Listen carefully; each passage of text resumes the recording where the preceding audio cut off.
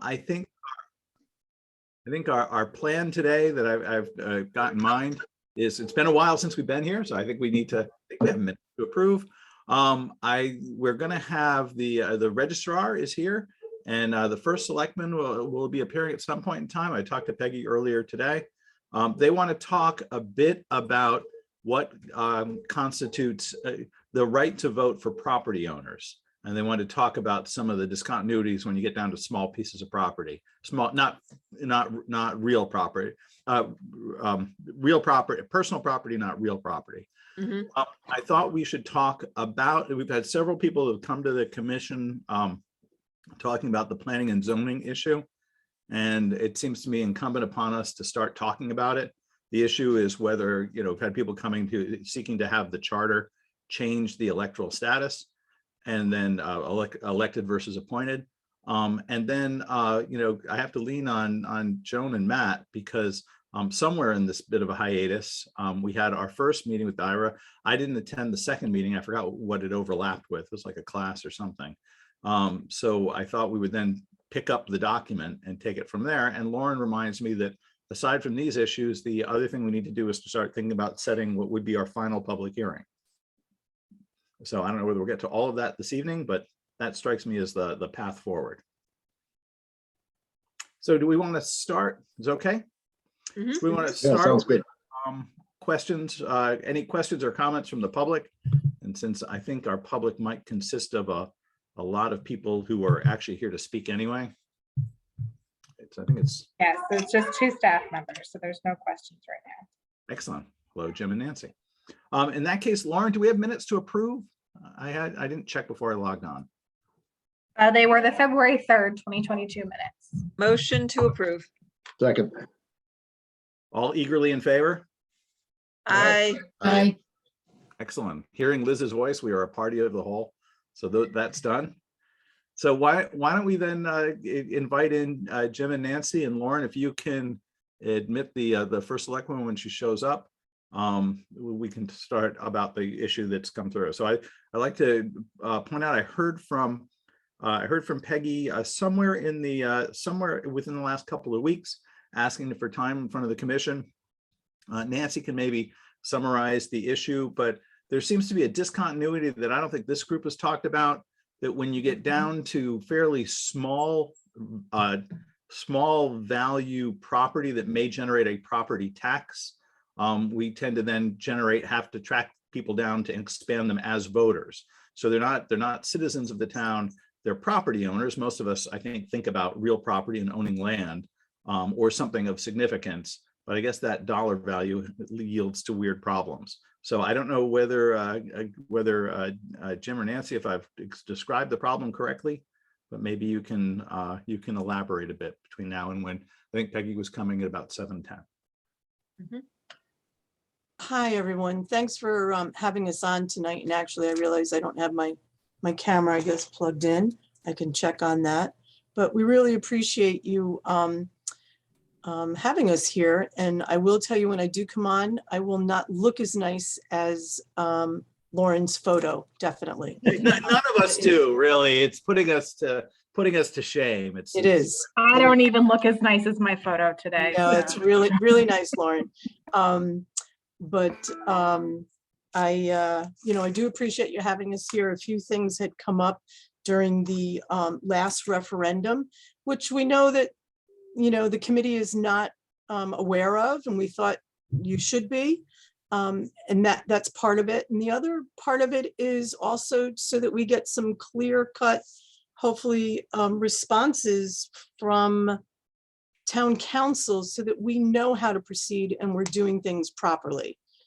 Ultimately, that's what we want to know, that we are doing things the way that we should be, and that we're not excluding people that we shouldn't. But again, to make you aware of some of the things that have come up and how time consuming they actually are. And if I could just front run you for a second, Nancy, Jim, I think it's the first time you would have spoken to this. Would you just take a second and introduce yourself, because Nancy's already been here? Hi, I'm Jim. You've done a great job. All right. And I'm the Democratic Registrar of Voters and have been since last January. having been appointed to the chair when the existing registrar resigned. Perfect. Thank you. Thank you for coming out tonight. You're welcome. Hi, Nancy. Hi, now Hey, I'm Art. here. So can you tell us, sort of help define for this commission the problem? Because I think, as I may have mentioned to you, this is an area we spent a lot of time discussing the difference between a voter and elector, since the terms were backwards. But aside from that, we didn't really talk anything about what I think you're about to talk about. So why don't you introduce it? Nancy, I'll let you go since you're the one that has to handle most of the circumstances. Okay. And actually, and first of all, we appreciate you making those corrections in that part of the charter. That will be helpful to us in the future. A few things that really came up were in this past referendum. We were noticing property owners that were coming in. When we go by the grand list, there's three portions to that. One is the real estate, then we have automobile, and then we have personal property. Certainly we understand the people that have real estate, and if they are on the grand list, which this time we actually had to deal with 2 grand lists because it was switching over to the newer one that ended, back in, I guess, October. So we were working off of 2 lists. I did speak to the assessor. Yeah. Does everybody understand that issue? The two lists? No, not even a little bit. Okay, Okay. go ahead, Jim. You explain that. So we are asked to vet these property owners, taxpayers, off of the grand list. The grand list is issued at the end of January, and it is a snapshot of taxpayers as of the end of October. So immediately we are vetting taxpayers as to their viability to vote based on outdated information. And when we started vetting taxpayers for this referendum, we were using the grand list from October 2020.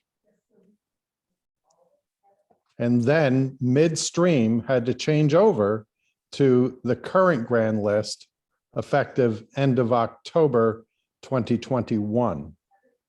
So we could have admitted voters with absentee ballots who were no longer property owners, and we could have excluded those who are because they became property owners after October.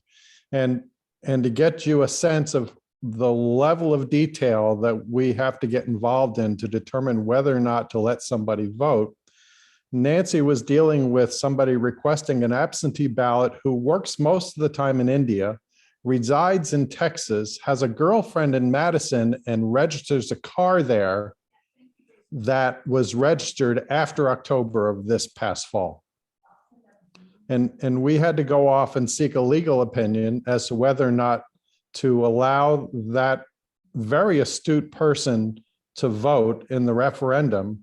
And it was decided that they should, because the language in the charter, which is somewhat ambiguous, inferred that because he was a property owner, he should be allowed to vote.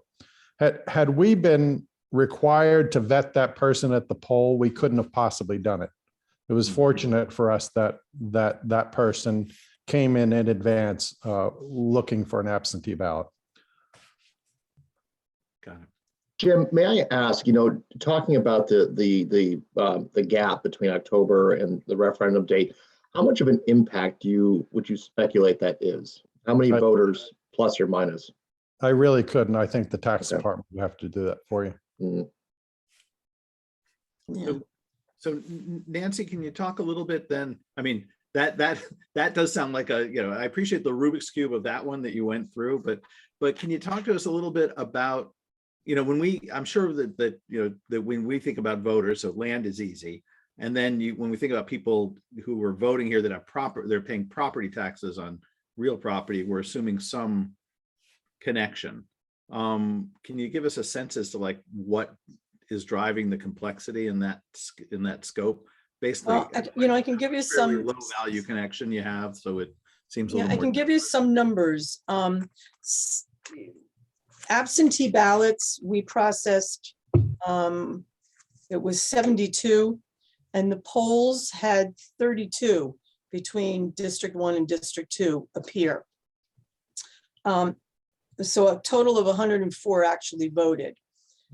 In addition to that, we had in our office 15 applications where we actually got an application and I had to call the taxpayer to tell them that they would not be able to vote.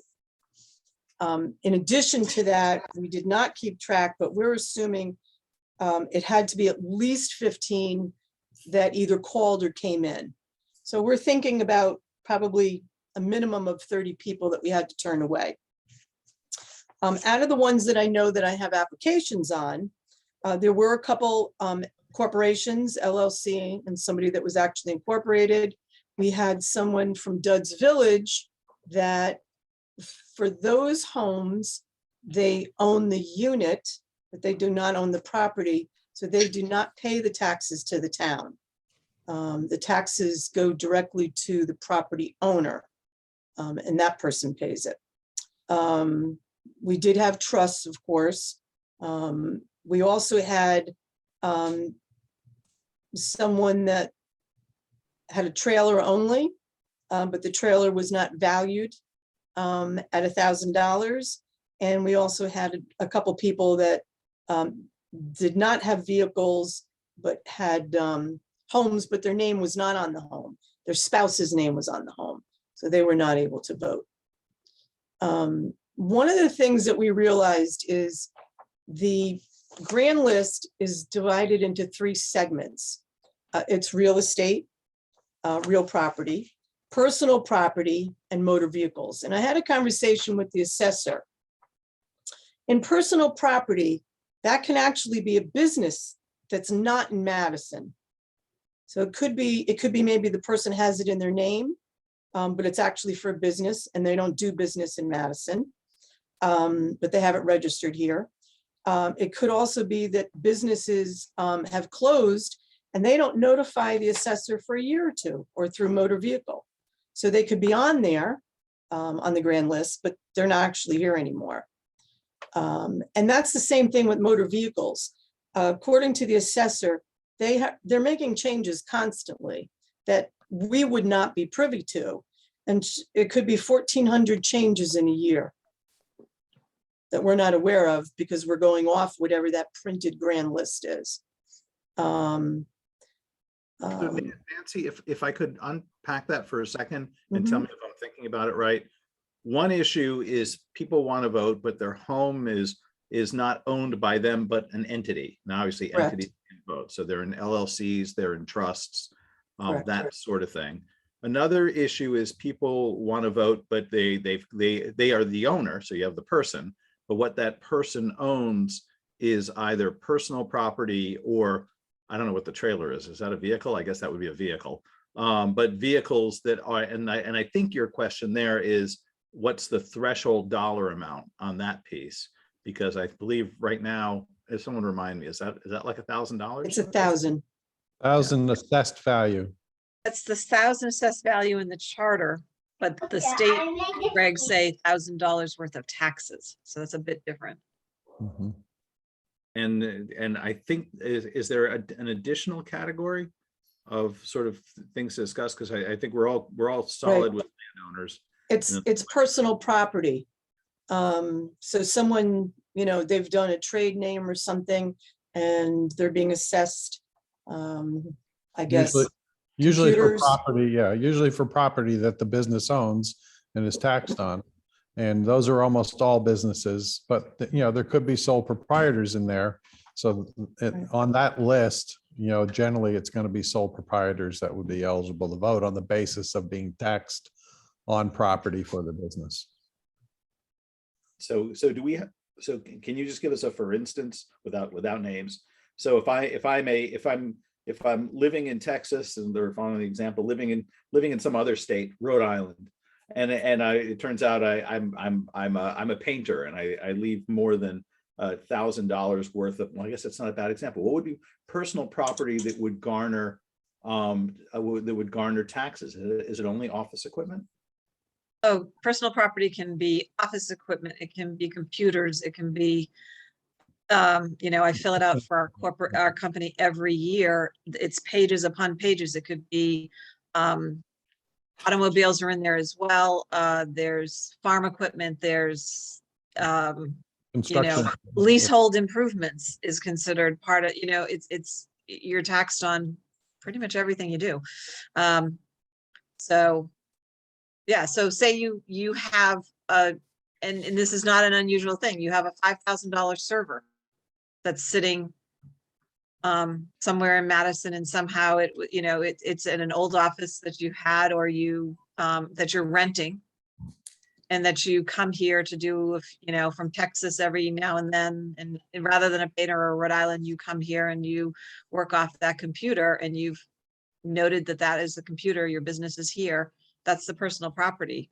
And Actually, if I understand the scenario, and that's a good one, you'd never have to come here, right?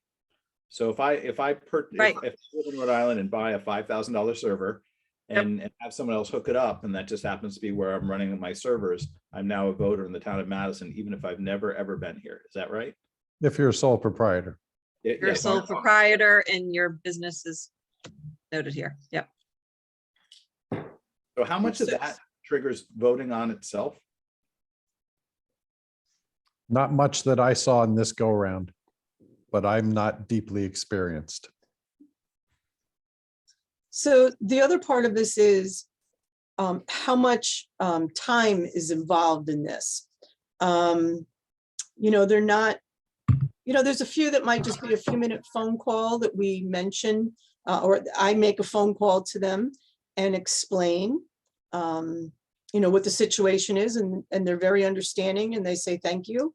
But in most cases, it's leaving a message to please get back to me to discuss voting in the referendum. I'm certainly not going to leave a message that says to someone that, you can't vote. I want to discuss it with them.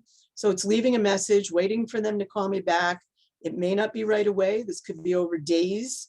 The one scenario that actually Jim had mentioned took a number of days to finally get through, because the gentleman who was delightful, I want to say, and very understanding, actually provided the documentation that was necessary.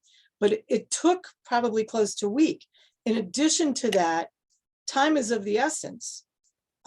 We have a month where we're issuing the absentee ballots, and I had to get an answer to get him a ballot and have him get it back in time. And in his instance, I'm happy to say that we did get it timely and he was able to vote.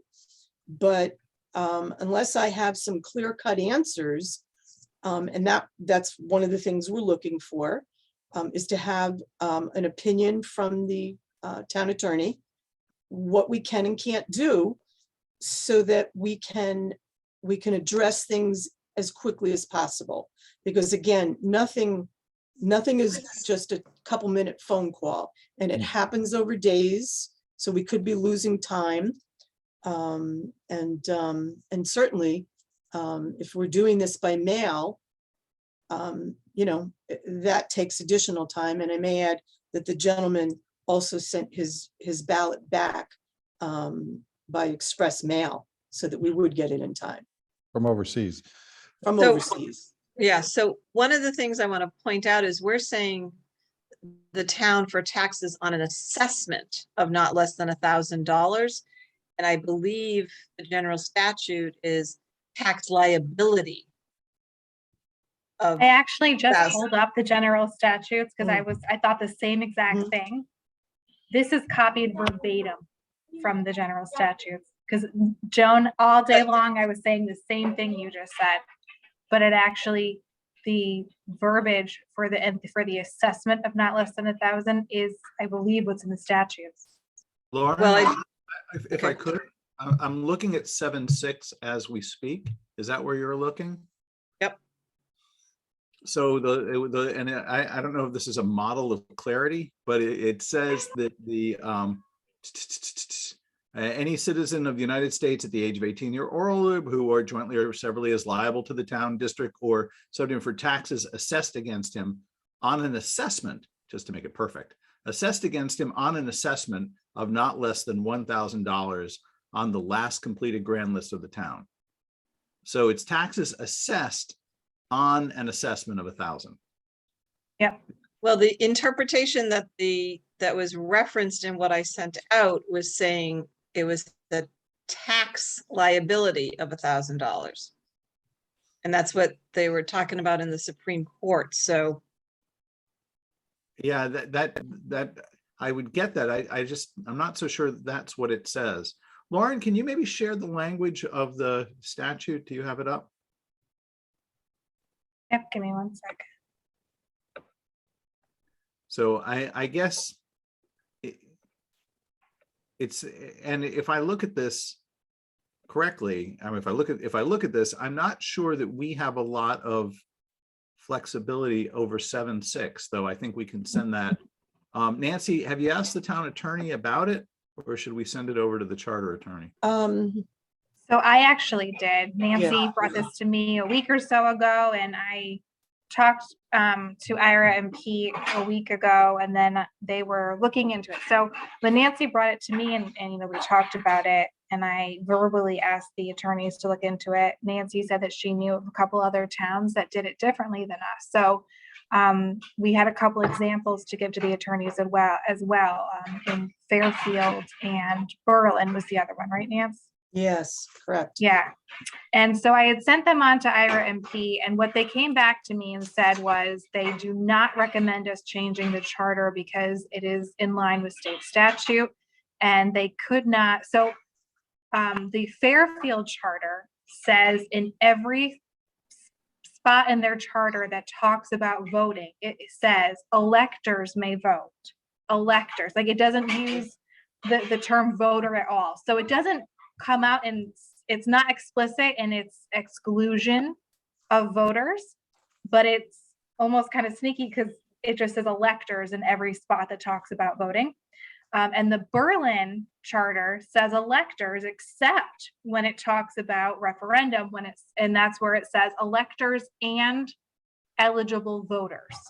But it does not ever define what either of those terms are. It doesn't give any parameters within their charter. So I did give those both to Ira and Pete Gelderman, and I said, how do these other towns do this? And they came back and said the only with Fairfield, that they believe Fairfield is a special act charter, which means that the state has granted them a special act that kind of gives them jurisdiction to change their ruling.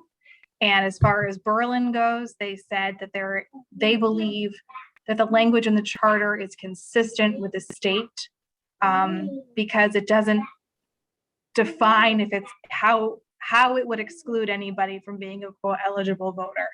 So they said in general they wouldn't recommend changing our charter from what is in the current draft, only because it is verbatim to the state language. I'll also add that the Secretary of State Elections Division had commented to me that taxpayers could vote in a budget referendum, but that was all, only a budget referendum.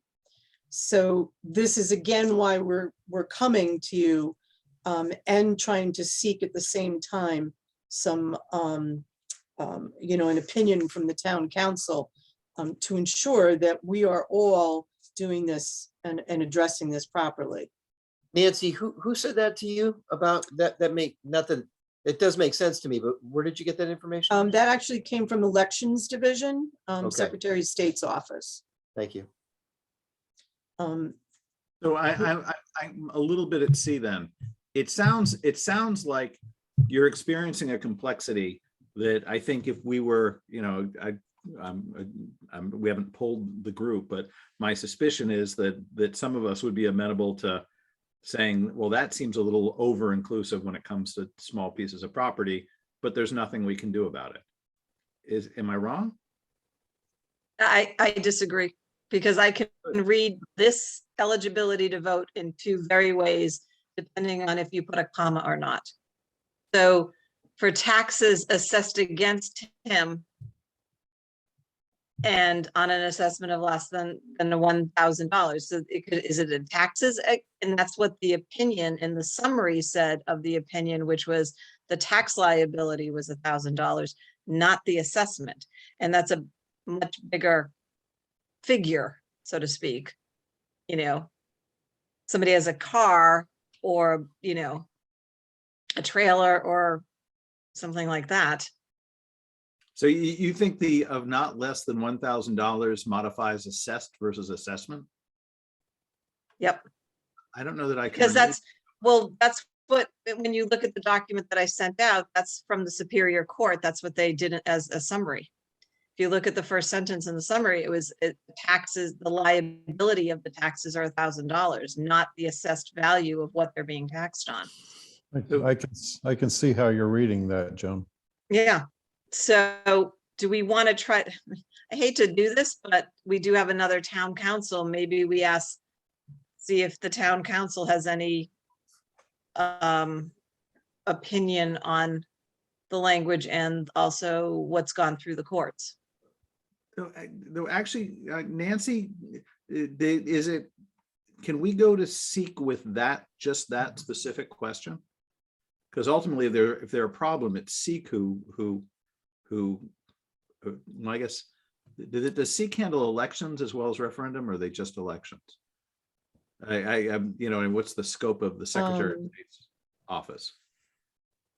It's election enforcement. Yeah, So it's kind of, that's, I mean, I have to tell you, whenever anything comes up, I'm told you have to get the advice of your counsel. They always throw it back for me to go to council, town council. And here's where I know you guys are starting to wrap up the charter review. And that's why we thought it was important to bring it up so that, you know, if anything could be done and language could be changed, we'd get it in so that we'd have it in place for the next 10 years. So that's separate questions, right? Because it's if Ira and Peter saying don't change the language, it mirrors the statute. That's one thing. Exactly how we interpret it and do it to now what we'll refer to as the Walker opinion.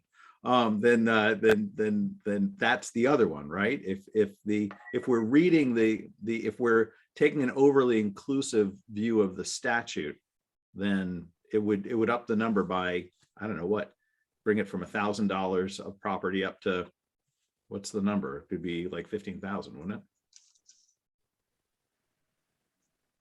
so I guess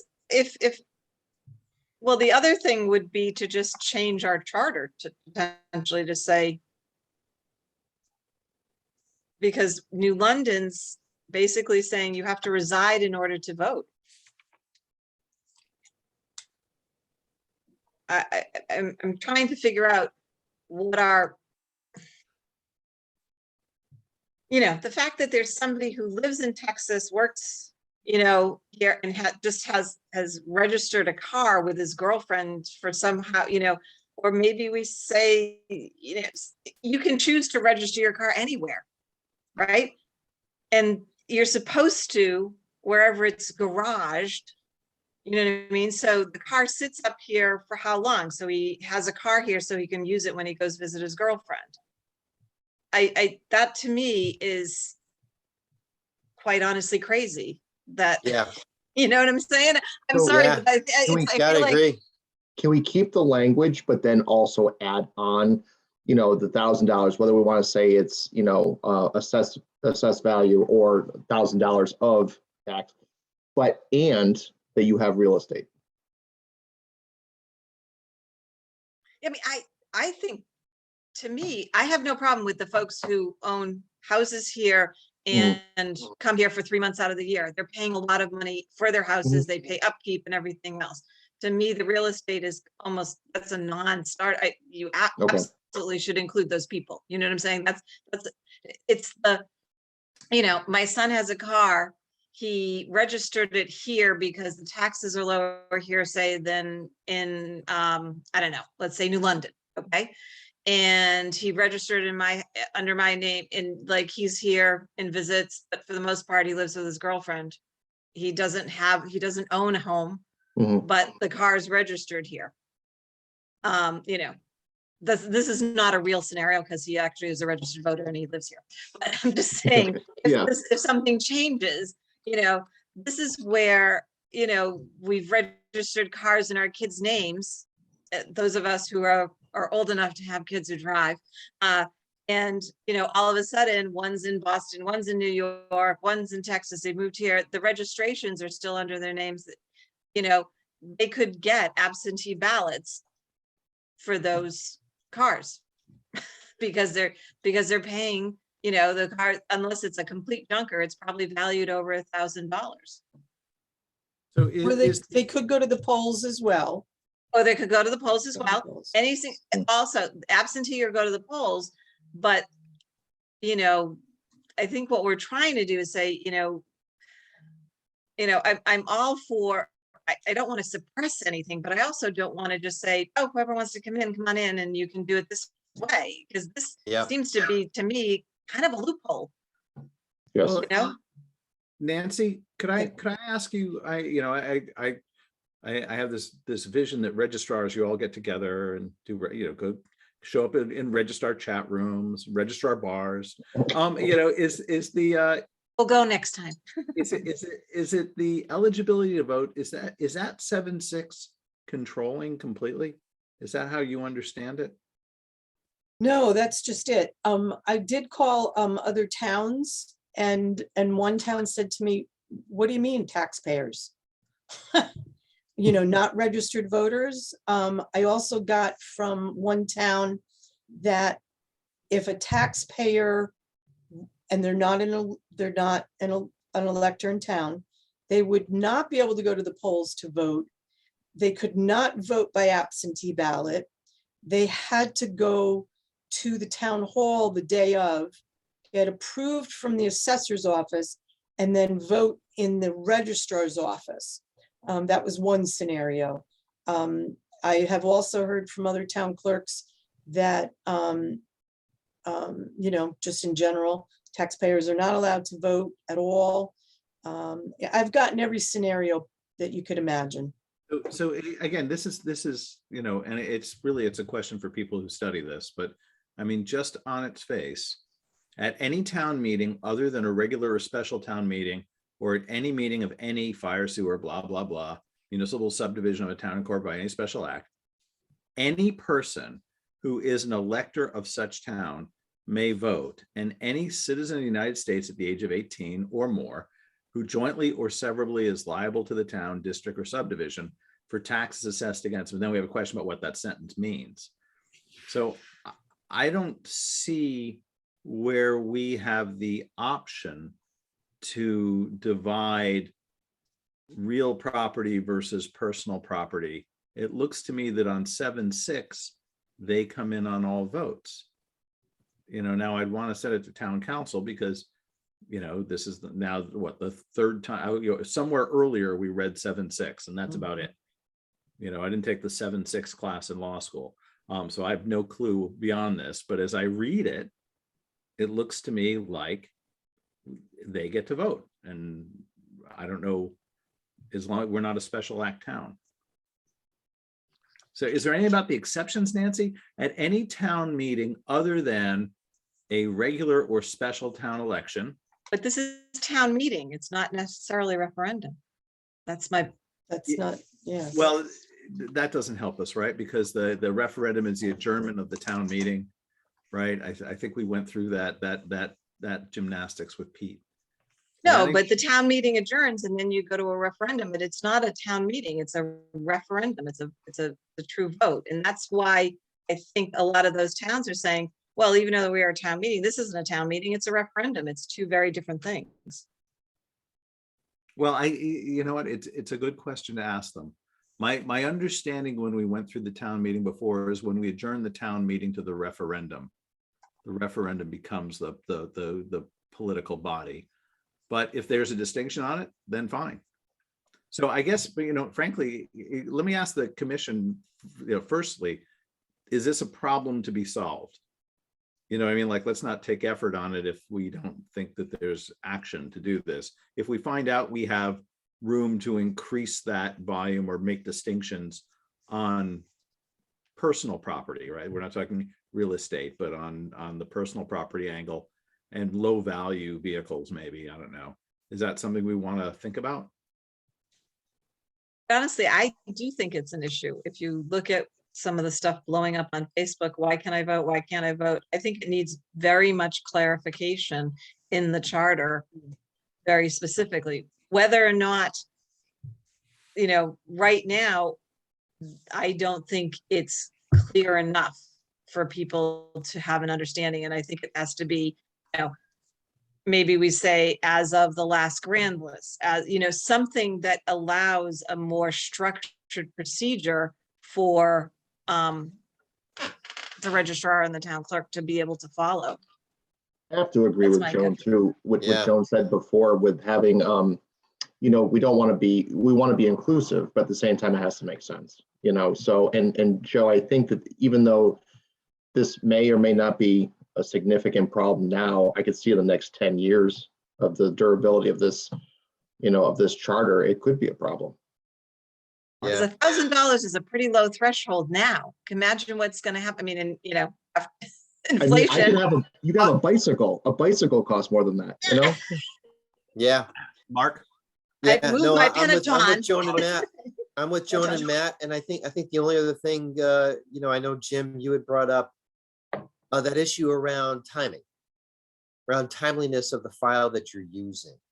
And I don't think that that's something that we would go ahead and resolve here. That's something that I guess you guys could take back, but certainly right now is the time to take care of that language to make things more clear. I would agree with Joan on that. Liz? Yeah, I agree. I definitely think it does need to be clarified and made clear. And yeah, so I would concur with the sentiments of what's being said. So Lauren, we've gotten Ira and Pete who've said, don't change the language. I mean, I understand that, but what we do with it and do around it, I think is the question, Right. right? So And I just sent them another email just to ask if the language that references town meeting is inclusive of referendum. So I will see what they say about that too, because that may be one way that other towns are doing, you know, referenda differently than we are. So I did ask them to look into that interpretation. And the other thing is that once again, we've restated what is in a general statute, and we haven't done it very elegantly either. So, And to that end, Joan, can I don't have that charter, the statute language in front of me, but I asked Lauren to put the charter language up specifically because of that last phrase, which says, or otherwise by presentation of adequate proof. I'm not sure I saw that language in the state statute. no, it's not there. And as a matter of fact, what I'll do, just if it, you know, we should probably, since I sense we're sending this out to lawyers to figure it out, but let me put the language in the chat. So then we've all got it. And I don't think it does track what we've written. Really. Right. And the significance of that is that statement there is what allowed that very intelligent gentleman who works in India to vote in our referendum. It was that language that he pointed to that allowed him to get in. And of course, that language is more inclusive, but it's also really vague.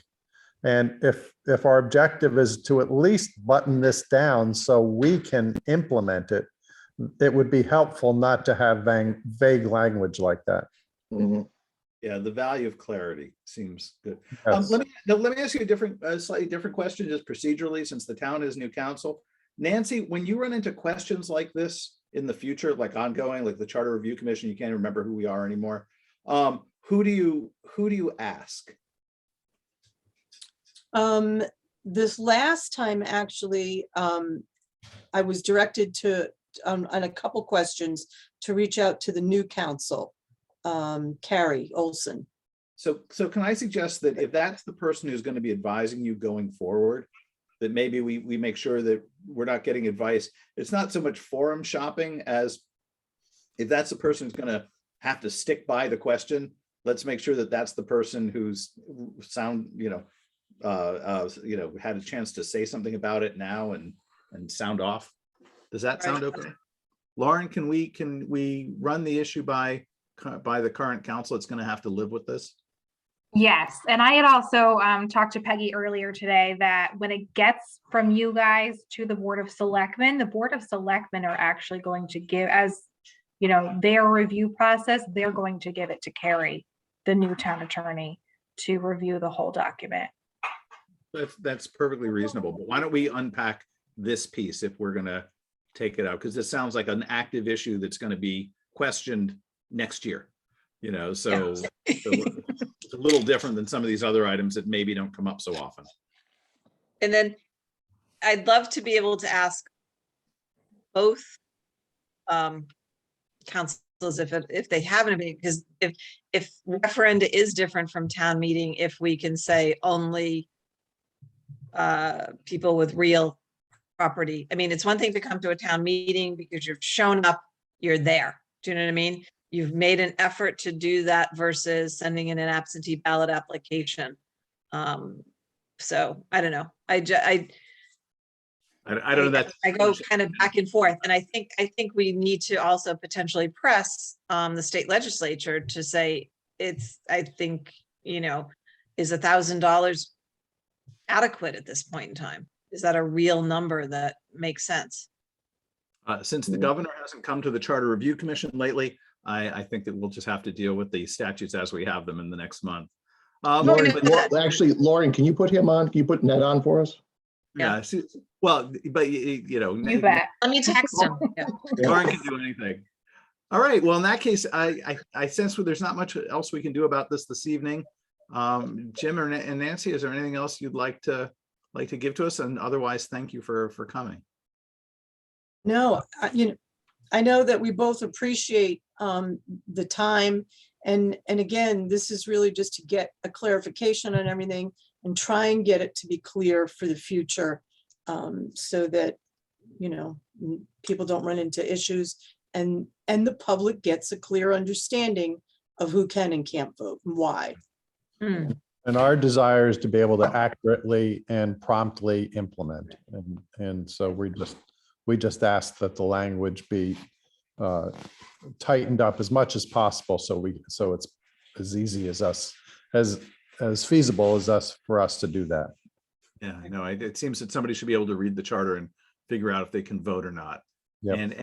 And again, this issue has brought up one of the other cardinal important themes of the charter, that you should never go on Facebook. So thank you for that part, Joan. Oh God, I kept reading things. No, we're just moving on. Trying to clarify. Noreen was trying to clarify. Some other people was like, we're all sitting there going, just. Yeah. At the very least, let's see if we can simplify it. All right. Well, thank you guys very much. Thank Maybe you. when next time we remuster, if we're bringing this up, I hate to impose upon you again, but once we've got a little more advice from council, if it looks like we have some latitude, I think we'd all welcome you guys to come on in, so we're not, putting in a decision or a mechanic that's actually gonna be just as hard, but looks good to us. Thank you. Sure. Well, right. thank you. Bye now. Thank you. My thanks, guys. Thank you. So I think the next issue I wanted to turn to, we've now had several meetings where members of the public have come and talked about the planning and zoning issue. The question, and this is, for those who've been in town for a while, you might remember that this issue actually made its way to referenda once upon a time. And the vote was, I think, pretty conclusive that the Planning and Zoning Commission should be appointed at that time, but it's now several years ago. I want to say Tom Scarpati might have been first selectman back then, if I recall correctly. So the issue, I don't know whether it's current, but my recollection, oh, Lauren, can you maybe take down the whatever we're sharing? My recollection is that, and it's from those times, but I think it's about the same, that roughly about half the Connecticut towns have elected planning and zoning commissions and half the towns have appointed planning and zoning commissions. If I can channel the arguments a little bit, being former old zoner that I am, on the one hand, your town is an expression of what people want, and if you're elected, then did you get input from it? On the other side, planning and zoning commissions are what's known as quasi judicial. So if you've never been to a planning and zoning commission meeting, I highly recommend it. Particularly, if it's controversial. I always make my students go back when I used to teach land use. If you really want to see true human drama, watch two people next to each other arguing about fence lines. I mean, that's more ZBA, but that's just fun. But an elected commissioner will at some point in time be called to have a hearing and vote as to whether or not something complies with the rules that the Planning and Zoning Commission itself wrote. So the commission sets up rules. Under certain cases, it then holds hearings. Those hearings are like this, the applicant speaks, the public speaks. Usually they make a finding, they vote on it, and how they vote can be challenged in court, just like any other agency. Are you arbitrary, capricious, contrary to law? And then one of the concerns about an elected commission, one that I share, I want to give up my bias right away, is that if you're running saying, I'm going to stop development, and then the developer gives an application that is compliant with the district and you vote against it, have you just triggered more litigation? And does that weaken the town overall? But that's the issue. It's not like since Connecticut's kind of more or less split, it's not like there's an obvious answer. And I guess the question for our group is, we have a charter that has an appointed commission. It had a referendum, albeit quite some time ago, but we've had a request to reconsider it. Do we want to reconsider it, and how do you want to do it?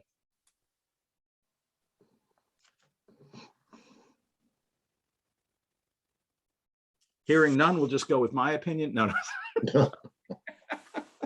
I mean, here's a couple of ideas. We could A, not have interest in changing it.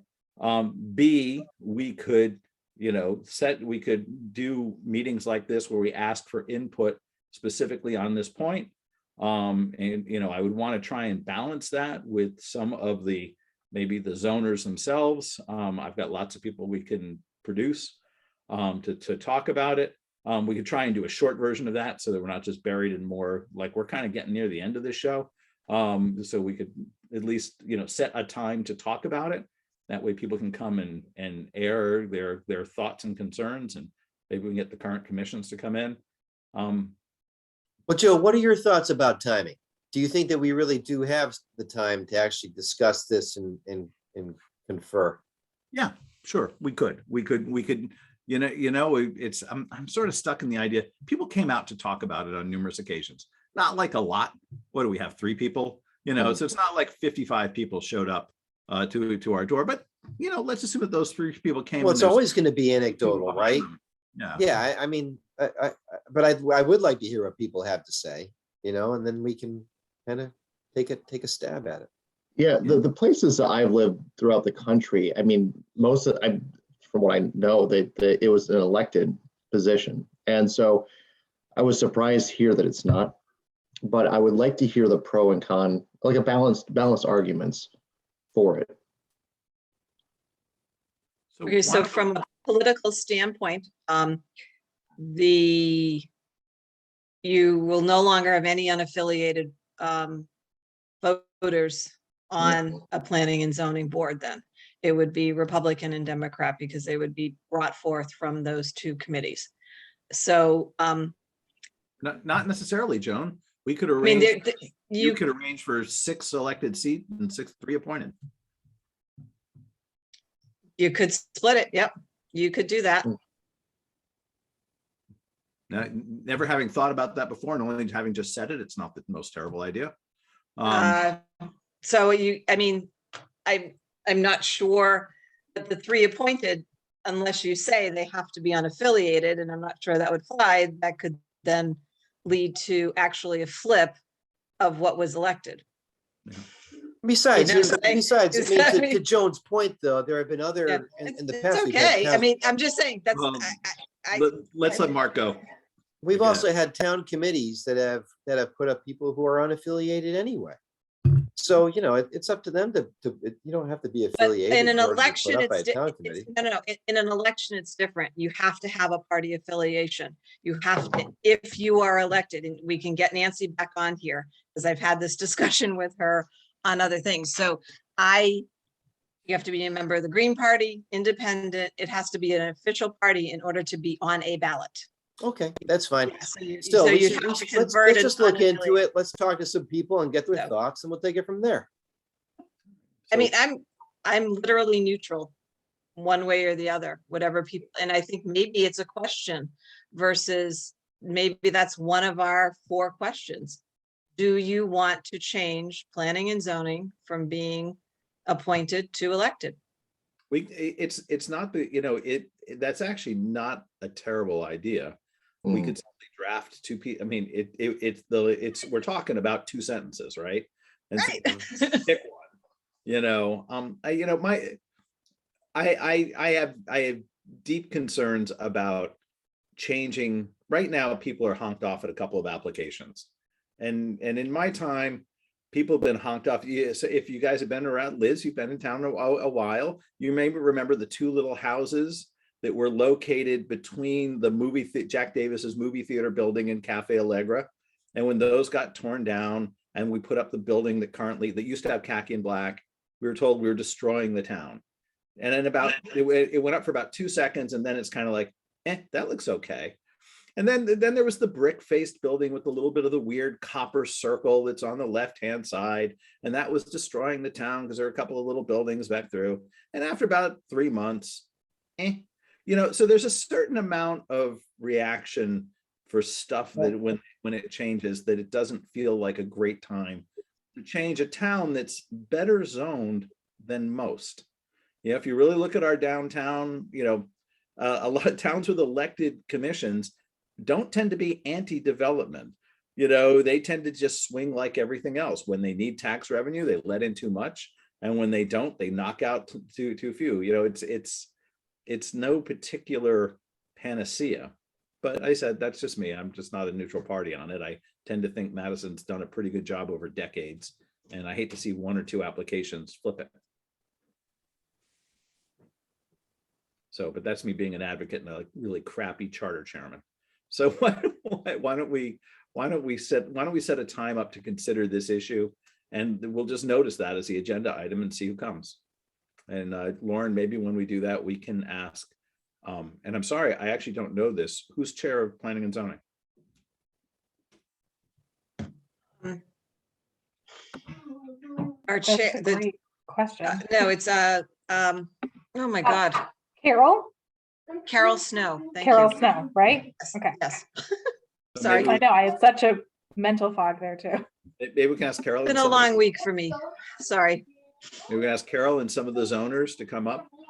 By the way, I will tell you that one of the things also is that if you can campaign, there is a theory at law that if you campaign for a position, your campaign statements can't get integrated as proof of bias, but that doesn't stop a suit.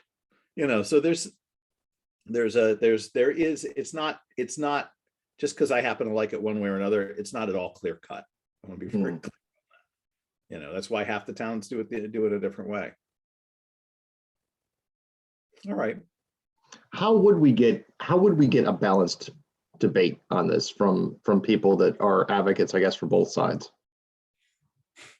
Well, the problem with it is when you have development that makes people annoyed, there aren't a lot of advocates on the other side. You know what I mean? Like right now, people seem to be annoyed at a couple of distinct things. Mhm. And it's, how did you do that? And maybe those people will be absolutely right. And 10 years from now, we'll drive by it and think, well, that looks terrible.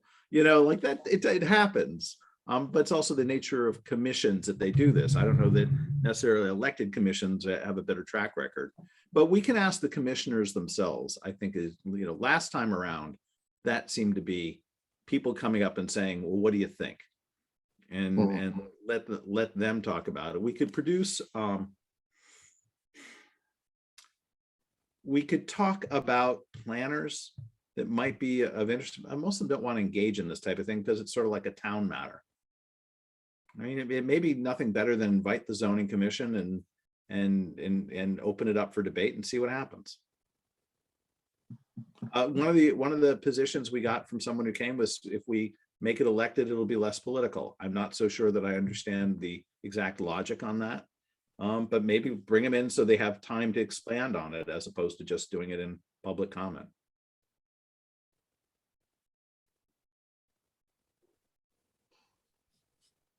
So I don't know. I'll think about it. Let me see if I can come up with an external advocate to talk about it. But my suspicion is it's a Madison thing. We should invite people and see who comes and make sure that we're not just hearing from people who are on the same Facebook group. You know what I mean? That we get sort of a broader sense. And I'd very much like to see if it puts the commission in a terrible spot. You don't want to put them in to defend themselves, right? It's really kind of tough.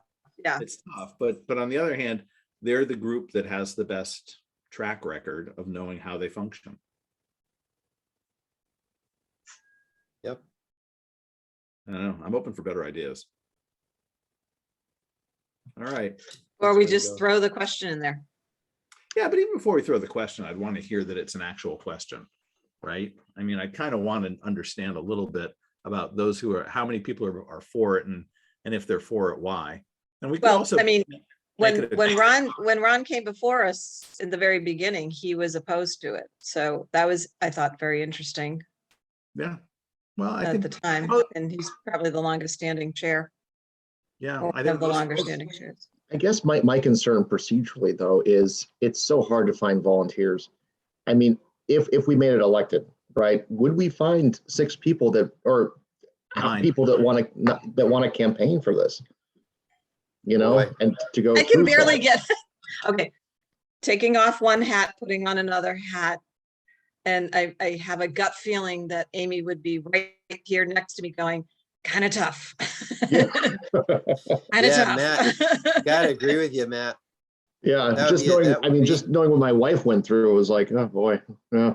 Yeah. Well, I mean, so Mark, you've been through Board of Finance. That's a tough one. Both Joe and Mark. Hey, Board of and Joe Finance running. told me to go ahead and buy some signs. What do I have to do that for? I got more votes than anybody else. that's a great name. Anyway, no, I agree. It's an interesting thing. I think we're actually coming up with a solution right here as we're talking, because one on the appointed side, one on the running for its, I don't know. I at first I thought that, boy, it probably should be an elected position, but then I don't know. It does feel like as an appointed position, it's pretty good as long as we keep telling them that we don't want them to mess up the downtown. Yeah, well, there is, I mean, our downtown is not exactly a hotbed of development. It does change something every so No, often. but I mean, I like that. That's why I live here. So I will tell you one thing, to my mind, it's always, again, this is just total Joe bias, but it's always made sense to let ZBA be elected. Because they don't, and the reason that always makes sense is that Oh, board ZBA. does something different, right? Yeah, ZBA yeah. Goes through and says, If you're mad Sure. at zoning, then you can go to ZBA and say, I Yeah. want this to be changed. Yeah. well, yeah, you have to prove a hardship. meaning Hardship, right. The rules were written for all the rectangular lots and your triangular one. It's a board of equity. It's supposed to look and say, as applied to you, this isn't fair. So it's not like an appeal board, but you get relief. Yes. And so it's this kind, it created by Herbert Hoover, by the way, in terms of the Standard Zoning Enabling Act. He thought the reason we have this structure is because of literally Herbert Hoover wrote it and sent it to everybody when he was the head of commerce, Secretary of Commerce. Go figure. Anyway, but like that board. But correct me if I'm wrong, somebody who sits on ZBA can't be on P and Z. Right, because we can't have 2 people on one board. Right. But you can have, Somebody like a, They, elect- well, no, you can have two people on more, but one, You can't have another position if you have an elected position. right, Oh, So, and we have other, I mean, we have plenty of it. Why don't we elect wetlands? Yeah, we get no one to serve on wetlands, but why don't we? So I think we've got a full board and we may even have an alternate coming aboard. I'm pretty excited about that. it's a lot of work. Well done. We got somebody come through. I think I saw, someone's like, it was an unaffiliated who has some background in it. So, Well, so why don't we, at the very least, I feel that we should open like an agenda item for it. People have come and talked about it, and that feels Yeah. like it's our job. And if we, Matt, to your point, if we don't end up with a balanced discussion but want one, let's have that one. We can figure it out. Okay. I don't want to spend 3 months talking about planning and zoning, elected or appointed. Joan and I, we could always retreat to the two items, but even before we did that, I'd like to even understand, what's on people's minds more than we didn't like this property.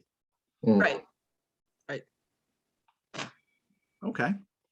I know it's getting a wee bit late, but I was hoping we could get us back on track with the legal review. So since the last time we met, we had a meeting with Ira. Lauren had COVID. Mark and Joan had a second. I'm sorry, Matt and Joan had a second meeting with the attorneys that I couldn't go to. Thank you very much. And Actually, it was the two of us doing a review of what the attorneys came back with. Yeah. It was very quick because it was only the two of us chowing through it. Hey. We got it done. Yeah. So do we want to talk about where we are with the document itself in terms Yeah, of because Joan and I had some questions that we wanted to pose to the group that Joan had highlighted. Mhm. Well, do you want to start there? And Mark and Liz, I don't know if you've had a chance to look through the thing, or maybe what we can do is, if you guys can highlight the questions you had, maybe then next time we can give everybody homework and say, take a look at the document. And this is like classic Liz. I've now just seen the papers go up with marks on them, which I can see through the thing. Well, I know exactly how you were in school, just so you know. It's very obvious to everybody, So if we have the document, or Lauren, if you have the most recent one they're talking about, and maybe Matt's got to step away for a second, but Joan, maybe you can tell us the questions you've got, and why don't we do that discussion for a little bit? Would that be all Yeah, right? we basically highlighted the areas that we think should have more discussion Excellent. in That's- yellow, I believe. We scroll down, it should brighten up pretty quickly. There we go. Yeah. So there was timing of the annual town meeting, and do we actually need it to be a town meeting rather than just a public hearing on both the annual town meeting and the annual budget reconciliation meeting? So those, it should be a Board of Finance meeting, the annual budget reconciliation meeting, because it isn't a town meeting where we post it as a town meeting and we have the registrars come and things like that. We've got to remember, town meeting means that those registrars and the town clerk are there, they sign people in, you show your ID and everything else. So some of the things that are in this charter are actually not happening. So the state of the town, right? Does that necessarily have to be a town meeting? There's not a vote going on. There's not, yes, we want to have a state of the town meeting, but it can just be a public hearing versus a town meeting. It's a, Is that right? Because if it's a town meeting, then the public can petition items on the agenda. Is that right? Even if it's not called for? no, there's a town meeting agenda. What can the public can- do during the meeting? They can ask questions, but can they then move to open the agenda? I don't believe so. I think you just vote on what, if there is a vote on a town meeting. For town meetings, there's an agenda, you open the meeting, you you have to have a moderator. There's, all the procedural things that go along with it. And if, like, I actually showed up at the last annual town meeting for the first, 45 minutes of it. And there wasn't a quorum. It was, it was allowed to be a hybrid because they took the one thing off the agenda, which was going to be voted on. So they could actually do it as a hybrid, and they probably, and even that, there wasn't a quorum of 75. So Joan, can I ask, are you stating that if there's nothing to be voted on, Right. it's entitled, it's called a town meeting, but if there's nothing to be voted on, then why this process and procedure? Is that really what you're stating? Right. Well, it's under, No. if we look at the heading above it, it said types of town meetings, and So- our annual, Hold on for a second, Joan. Go Just ahead, Lauren. super quick, because you know what, I think part of the confusion, or part of what might be a solution, is that the attorney document, Joan, that they gave to the three of you at that meeting that we had with them, we made other changes to our document after we gave them this one. So I know. Yeah. Not many, but remember they came to a meeting and we made changes. So Right. if you'll let me, I'm going to stop sharing, and then I'm going to share, and I'm going to show you them side by side, because I think we already addressed this concern in that's what our I thought. most I recent thought we draft. did. Oh, I thought Yes. we did too. So I was, Good. I think this might be a moot-ish point. Just let me share my screen again with them side by side. Mhm. See if that works. Okay. So see, on the left-hand side is that document that you and Matt had sent over with your highlights. And on the right-hand side, now you should see state of our the town latest, meeting. we Ah, changed it to annual state of the town meeting. okay. Beautiful. So Okay. it's not an official town meeting. Can we Got it. scroll down to the annual budget reconciliation meeting? Yeah, I want to say we took that all out. We did. We deleted the whole thing. Okay, so if we scroll up, do we want to even change? Can we scroll up? I'm sorry, on the right side one? Because we've defined a town meeting and what happens, and then all of a sudden it says types of town meetings, and this really then isn't a town meeting. I'm sorry, I'm just gonna let my dog out for a second. She's at the door.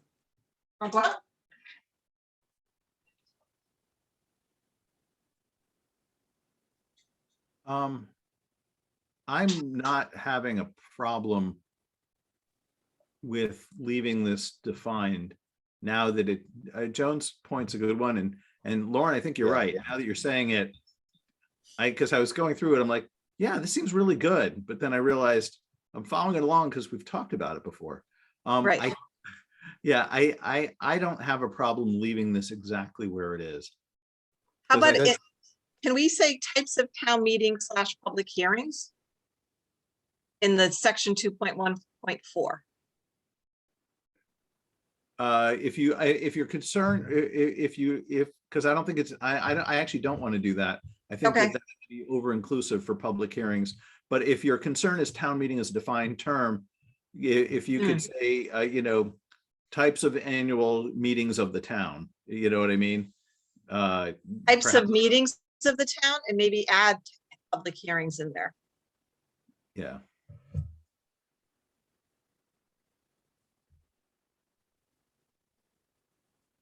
Types of meetings and hearings of the town.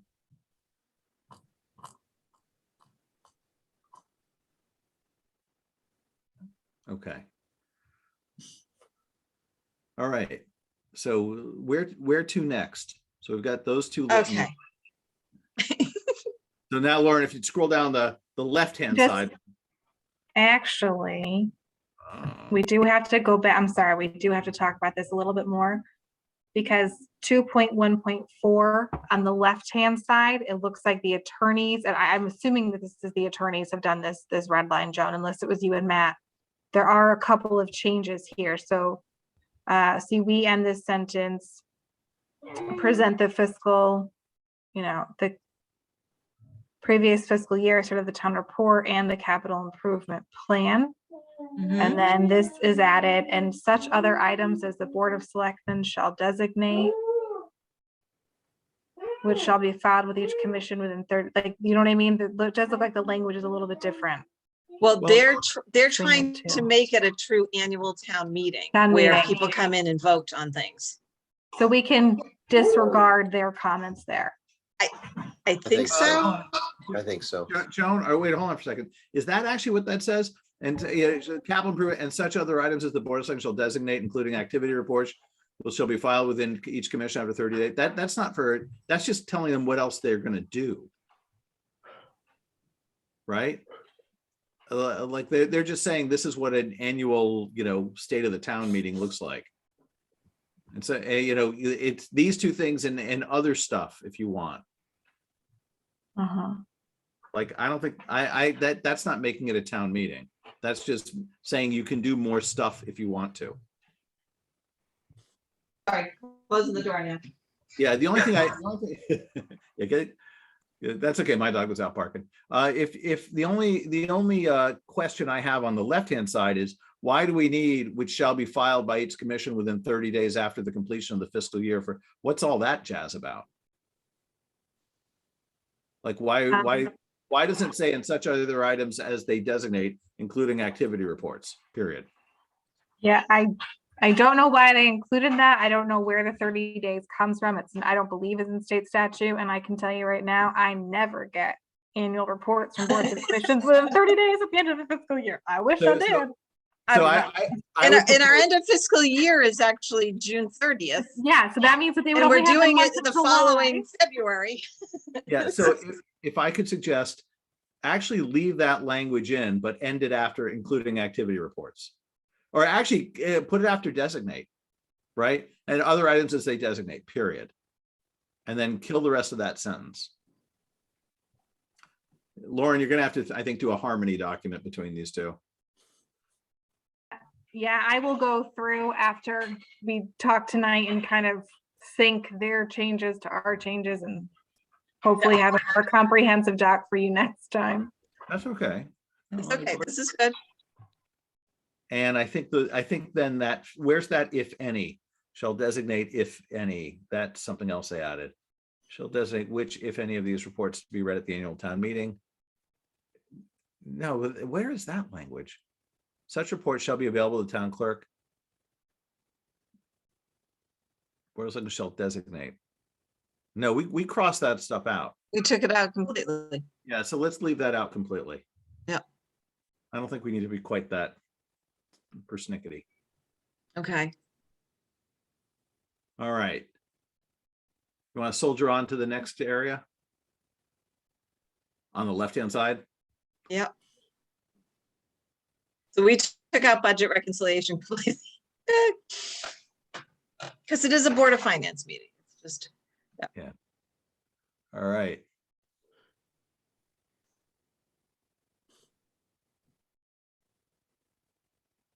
Yep. Up a little bit okay, more. up, yep, you went There we are. G.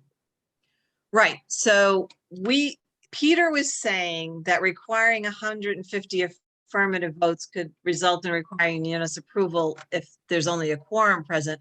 But this is for a petitioned town meeting to make a change. So we were talking, Matt and I were saying this needs to have a high bar to jump through, and that's why it was originally at that 150. Mhm. I think we talked about that at the time.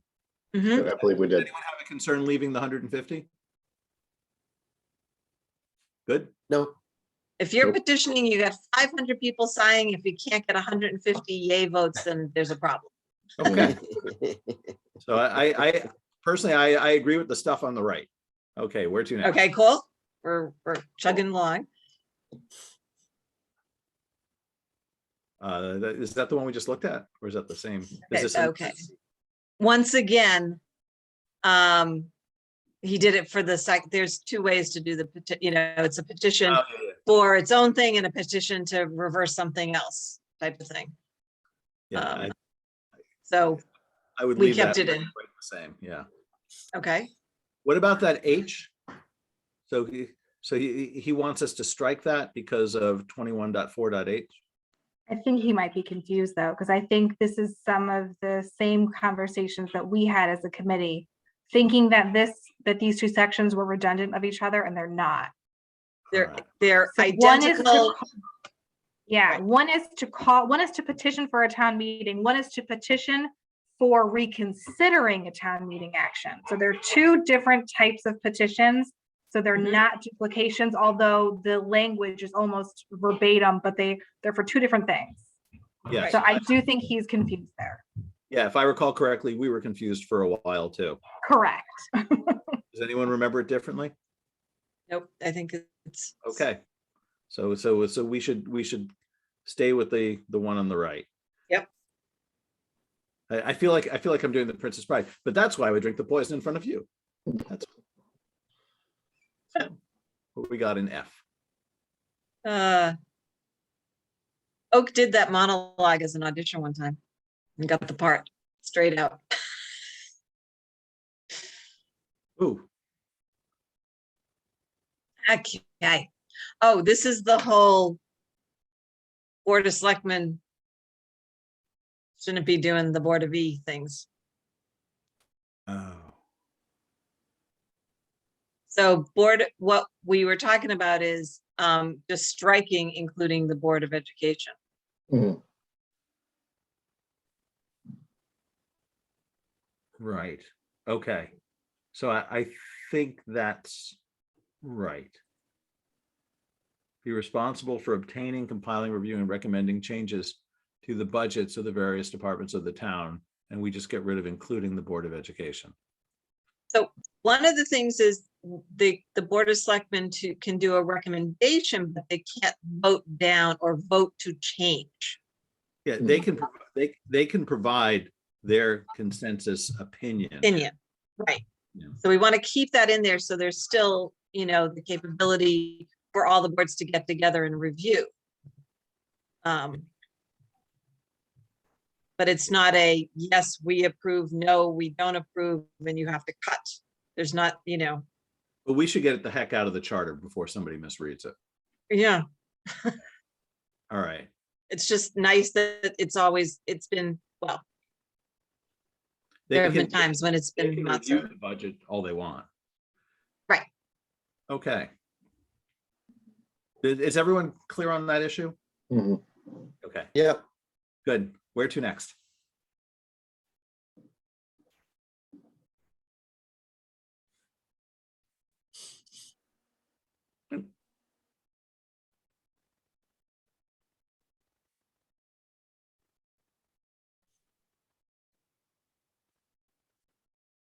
This was just specific to the timing of a potential change in compensation. Yeah, this is just following the statute, right? Mm-hmm. So the addition there that it's true for compensation, officials with 4-year terms are entitled to an increase after 2 years.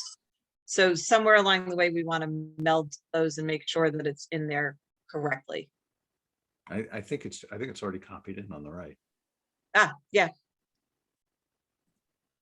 Except Okay. for cost of, except entitled to one, well, it says it's entitled to one increase. We put in cost of living is not over specific compared to what is.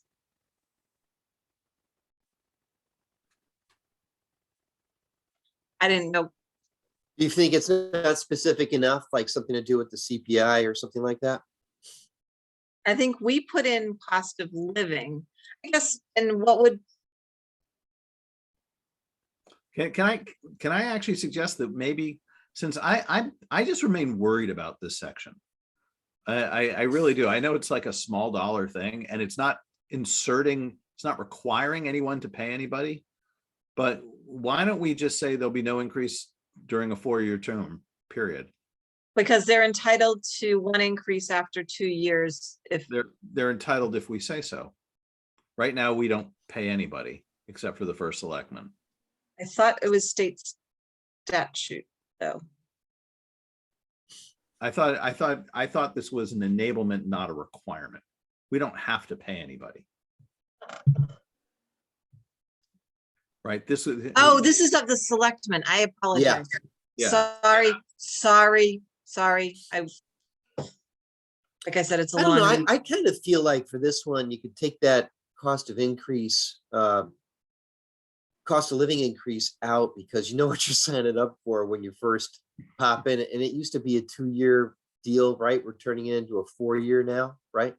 Yeah. Yeah, it so used to any be- change has to be done before the commencement. So the people, Yeah. you don't get in and then push the Board of Finance to increase your compensation once you're in. Yes, I like that. Yep. Or then you're arguing about what Yep. your cost of living really should be. And Right, exactly. I just, yeah, I'm happy with that. I just hate the whole thing. Okay. Okay. Where to next? Oh, wait a minute. This does include the first selectman in here. Compensation for service by the first selectman. Oh, yeah, you're right, it does. You know, I think it's the same thing. You know, it's a 4-year position that goes with that comes in with one salary. Okay.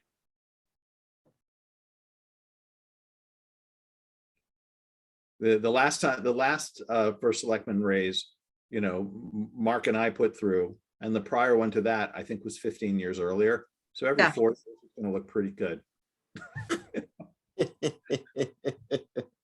So That's if they choose to do it. That's the problem. So it's Yeah. not, yeah, I think if we do that, then I think maybe there should be something that a review by Board of Finance should be done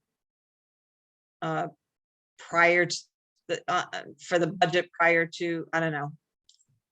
I mean, we would do it as a standing item, right? Every time it came up, we would review the first selectman salary. And you know, so I think that's already practiced within the Board of Finance. But should we charterize that? Yeah, I think it should be charterized because I'm not sure that that's been consistent throughout the years. Let me put it that way. If it took 15 years. Oh, no, I think they reviewed it. They just didn't do it. I'm not sure that there was a review each, but anyway, we can.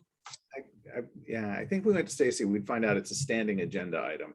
It just doesn't mean that they do it. It took effort to do it.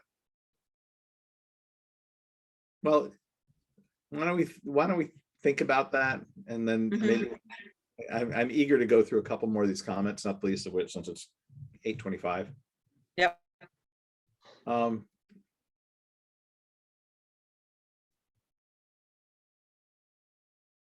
Yeah, well, thanks. Charter All right. residence. And let's see, what's this one? 16. We had already done pretty much what he's saying, I believe. What is this about? Oh, yeah.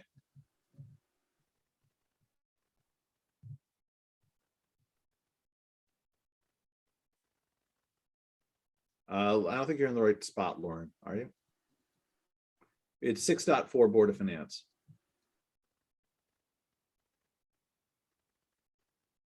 Yeah, it's right here. Oversee the budget process. Provided. Can you just scroll up a little bit? Oh, yeah, I get. All right, yeah, I see it. I'm sorry. So yeah, we already removed enhancement. So oversee the budget. It's almost like whatever the town budget is 30 of the town. Okay. We removed regulations. And they said to keep in the compensation.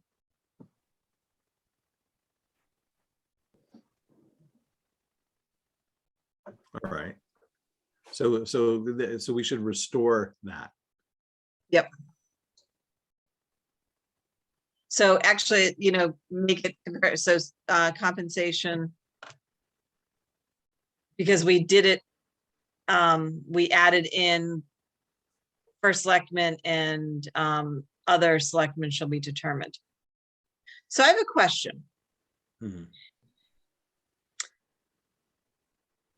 If there's a long-term acting first selectman, oh, it's already 30 days if they're out for 30 days, right? I'm just thinking if somebody steps in for more than X number to be the acting first, it can only go on so long, correct? Right. Yeah, before it triggers a special election. Election, okay. I just Oh, wanted to make sure, because what you don't want to do is put somebody as acting for 6 months and not paying them, is my point. Yeah. Okay, 30 days, great, okay. If you wanted to, so just holding there for a second, compensation from the, so did you want to actually put here such compensation to be reviewed? On an annual, on a, Yeah, such compensation, if any, the level of such compensation, if any, to be reviewed, annually. well, if we can't change it annually, it should be every 2 years, right? How do we phrase that then? Prior to every election cycle? Well, what about special elections? Well, you're not going to change that prior to any new term. How does Like that? I like that. Prior to be do during the budget cycle prior to a regular election. Right. Yeah, Lauren, that language needs to be tightened up, right? Prior to the expiration, To be reviewed. prior to the next regular election of the selectmen of the selectmen.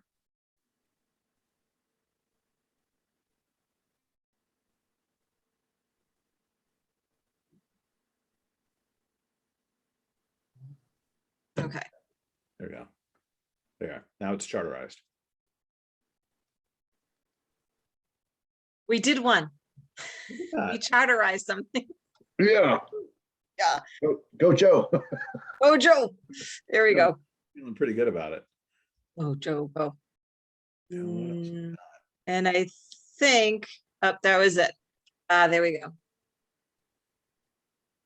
We were saying, let's make sure we've gone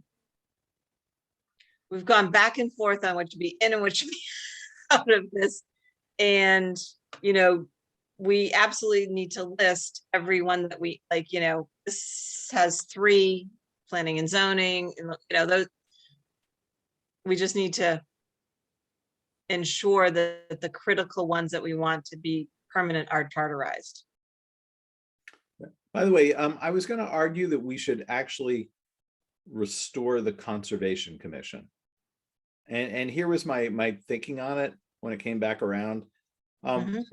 We already did it by vote to put it in. Yeah, do you know what I mean? Like in order to get it into the charter, we actually had to go and hold an election to add it to hold a referendum to add it to the charter. Like I think that was the process we used. And now we're taking it out after the public voted to put it in. I know it seems like a small thing, but Oh, is that how conservation got into it? yeah. Rather than part of just a regular charter review? No, because conservation commissions are funny.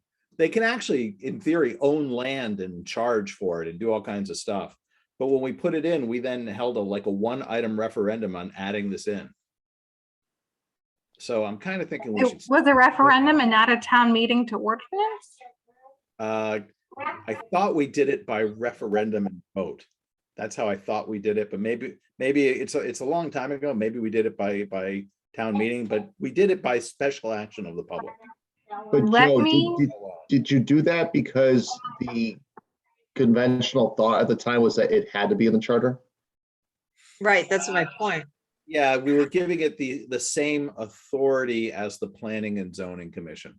One of the concerns about conservation commissions, they serve a very, you're showing us your inbox, Lauren.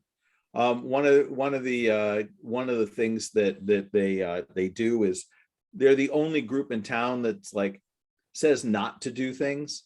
Do you know what I mean? Like there's the Planning and Zoning Commission largely tries to find ways to make things work if they can. I see conservation, Lauren, you're just about to stop look to the top. Oh, sorry.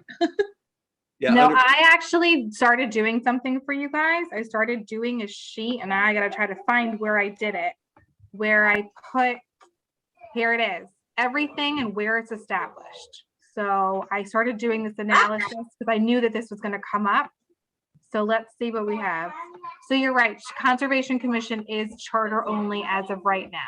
So what I did when we talked about it was I did everything that's in ordinance and then everything that we would have to give that 6-month window to create an ordinance for. nice. So you're right, conservation right now is only in the charter, it's not in ordinance. And it wasn't added as part of a charter review commission. It was done by special action. So whether Lauren, and you're right, it was town meeting, for some reason I thought it was attached as a ballot question, but maybe it was just done on a town meeting. I don't recall now. But it is not a standalone. It isn't up here to P. It is not up here to P&Z. It reports into P&Z right now. It is a standalone commission. Actually, it doesn't have to report to P&Z at all. It is an advisory commission that exists on par with PZ and inland wetlands. But That may P&Z, be how they're working, but that's not how they're structured. well, how it's working is inland wetlands and P&Z gives recommendations to, I mean, inland wetlands and conservation gives recommendations to P&Z, period. There's no standalone thing. So Well, but they can set up. I remember that being very touchy as I was the liaison to conservation for a while. Yeah, but all the more reason why that I'm sort of worried if we pull its charter Yep. status, it'll just get cut. Right, So but I think it would be a good thing to even, no matter what, though, we put it, keep it in the charter. I think we want to have the Board of Selectmen create an ordinance that really defines what its role is and yeah, its I level. guess my point was a simple one. We did something special that had public invite for this one, where I don't know if we did that for the others. They were probably just done as part of a charter review commission. And I'm kind of thinking if we're restoring planning and zoning and inland wetlands and ZBA into the charter, we should probably leave this guy there too. Okay. That was my whole thinking about it. And do you have anything else in your comments, Joan? No, just like we really want to make sure that we do the listing of the ones. And like, I think, Lauren, can we go back to your spreadsheet? That would be.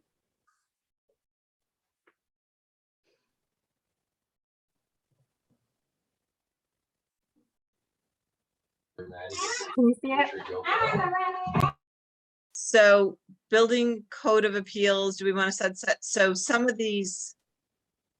We have the retirement board in conservation, fireman committee, job evaluation. Is that something, I think that's probably more of a 6 months establishment. Landscape, probably sunset, police commission keep in, police retirement keep in. Seniors, I think once again, you do a 6 month establishment. Solid waste, 6 months establishment, youth services, 6 months, yeah. Lauren, but before I forget, the town needs to update flood and erosion control after the last legislative session. So that do you know if they're planning to do that? It's now flood erosion and resilience. There was a change. I know that we've talked about it. I don't know how far we are in the process of doing it. All right, yeah, so I think they need to do it soon, or they might not be eligible for certain grant funds. But that's established by ordinance anyway. I think if we could just kind of going through the yellow charter items, which I think is what you were just doing, Joan. Building code of appeals, since now we follow the state building code, it's not really that important. Right. Conservation, I was going to argue for the reason I gave Good. in charter. Mhm. The retirement boards, it sounds like their recommendation was to leave those in. Yep. The job evaluation committee, I find that to be a very peculiar structure, and I certainly wouldn't leave it in the charter. Right, I agree. Yeah, landscape, at the very least, our decision isn't to let sunset so much as it isn't in the charter. They figured out, but yeah, I agree with that. So police. But I think one of the things, just real quickly, one of the things we probably should do if we leave in the charter as a listing, we should also recommend that ordinances go along with it to give it depth. Do you know what I'm saying? Sure. rather than make a full definition in the charter so that the ordinance could potentially be changed. So police retirement, police commission in, senior services, solid waste, and youth board out. Right, Good. Does everyone agree with that list? Does that look okay? right. But I also think even if we're leaving in the charter, I think we want to note that they should be establishing an ordinance as well. And I'm sorry, one thing going the other way, if I recall your list and the other Yeah. thing. So inland wetlands in. We have to have one anyway, so that should, inland wetlands should now be should go the other way. They should be put in the charter. We're just gonna say leave at this point in time, or It's just not say in the charter. Yeah. Yeah. Okay. So, and anything else we have like that? No. Does everybody agree? Joe and I seem to be, sorry. Yeah.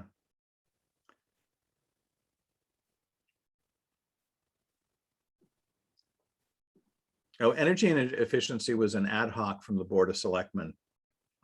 Back when, I don't know who was the first selectman back then. Predated Al.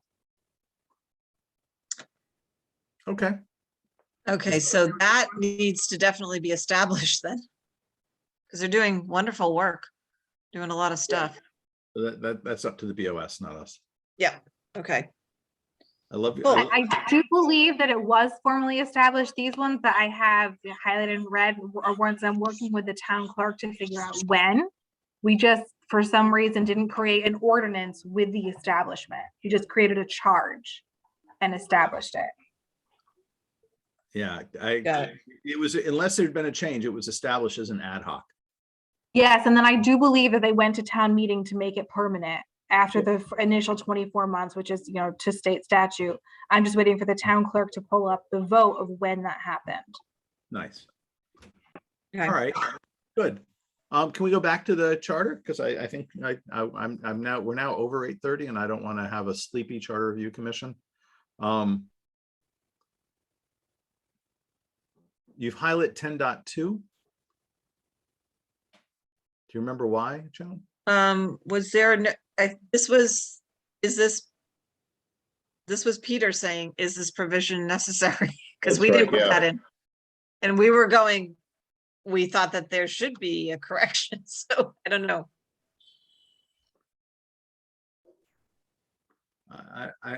Of course you'd want that, wouldn't you? Well, is it really necessary to put it in the charter that the correction? Well, how else would they do it? If they make an error on an ordinance, they have to go and trigger a public hearing. But now 4 selectmen can just do it otherwise if it's technical, and they wouldn't be authorized for them to do it. So Got it. how else would you Yeah, do it? well, that might, kind of my point, yep. Yeah, this I Well- don't remember it happening once. So, and then I guess, so the question is, I think, where is it to be published? What is it? The correction is made by the Board of, shall forthwith be published in 15 days thereafter, the corrected ordinance or resolution shall go into full force and effect.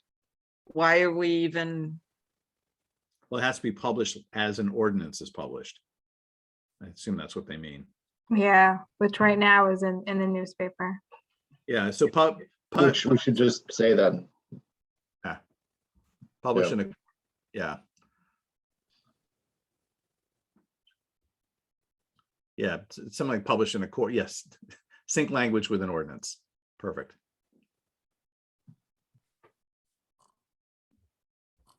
Mhm. All right. Can we, and I think, are the ordinances in electronic form anywhere on the website? Oh yeah, all of the ordinances are in the code, like we have to actually have them like specially filed with Muni code. So if you go to the website to the town clerk's page, there's a link for the code of ordinances. All the So that ordinances, has the okay. charter plus all the ordinances. Cool, okay, thank you. Just double checking on that one. we scroll down a smidge more and see if we have anything else left? We're on 24 of 29, so close. And thank you, Joan and Matt, for doing all Yeah. this. Really Thank appreciate you. Yep, there was, scroll back up. Yeah. So once again, we had 2 consecutive weeks, and I think we took that out because it no longer is required by 2 consecutive weeks. Yeah, I thought. Yep, good. So we already fixed that. We already fixed that, yeah. Excellent. Which is interesting because they brought it up and they didn't see it on their review, which. No. Okay. So I think then our next, so it sounds like we have 3 things next.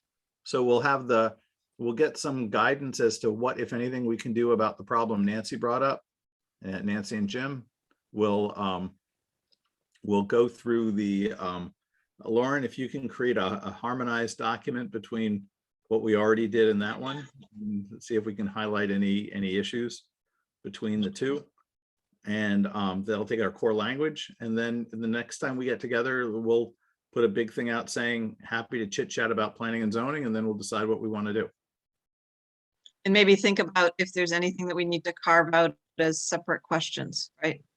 Yeah, so this is one example, but when we sort of do the last reviews, for me, just in terms of context, I'd like to go back through the document and be like, ooh, maybe that's controversial. Maybe we should think about that, see if we can start to pull those issues out.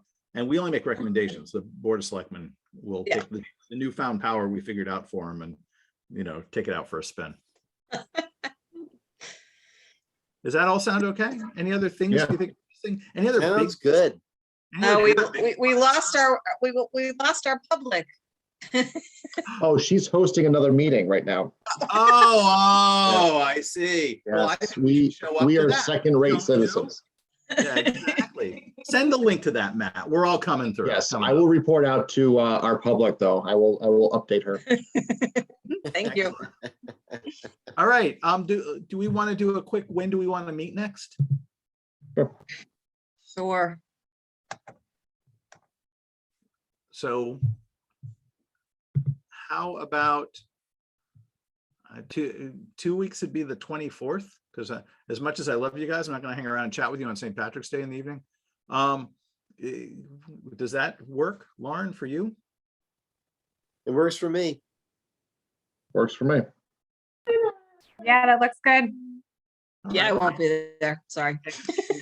Can we return back to the 6 o'clock timeframe? Is that okay? Even better. Well, this was kind of romantic, it's late night and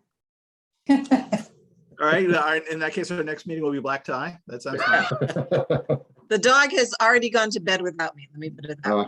Oh, excellent. All right, good. Then I'll see you guys in 2 weeks, and thanks so much. Yeah, have a Thanks good very meeting, much. guys. I won't be there. Sorry. All I'm right. gonna be in Enjoy. Wheeler. We'll miss you. I swear to God, I'll think of you and have a drink. Send some No, pictures of sure little you drinks with will. umbrellas. I will. Have a great trip, Joan. Yeah, Enjoy. thanks, Take Al. care, guys. See you Bye. guys. Thanks a lot. Thanks. See ya.